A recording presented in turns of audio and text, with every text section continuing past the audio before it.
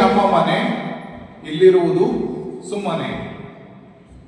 ಅಂದ್ರೆ ವೈಕುಂಠ ಏನಿದೆ ಅದು ನಮ್ಮ ನಿಜವಾದ ಮನೆ, ಇಲ್ಲಿರುವುದು ತಾತ್ಕಾಲಿಕವಾಗಿ. ಸೊ ಆತ್ಮಜ್ಞಾನವನ್ನು ಎಷ್ಟೊಂದು ಜನರು ಅರ್ಥ ಮಾಡಿಕೊಳ್ಳುವುದಿಲ್ಲ. ಆದರೆ ಭಾಗವತದಲ್ಲಿ, ಶ್ರೀಮದ್ ಭಗವದ್ಗೀತೆ ಮತ್ತು ಶಾಸ್ತ್ರಗಳಲ್ಲಿ, ಮಹಾಭಾರತ, ರಾಮಾಯಣ ಏನಿದ್ರೂ ಸಹ ಇದರ ಬಗ್ಗೆ ತುಂಬಾ ಸುಂದರವಾಗಿ ಬೇರೆ ಬೇರೆ ಲೀಲೆಗಳಲ್ಲಿ ಎಲ್ಲ ಇದನ್ನು ವರ್ಣಿಸಲಾಗಿದೆ.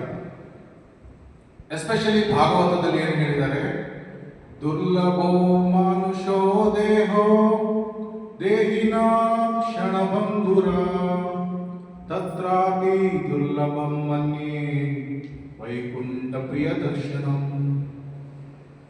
ಸೊ ದುರ್ಲಭೋ ಮಾನುಷೋ ದೇಹೋ ಅಂದ್ರೆ ಮನುಷ್ಯ ಜನ್ಮ ಏನಿದೆ ತುಂಬಾ ವಿರಳವಾದದ್ದು.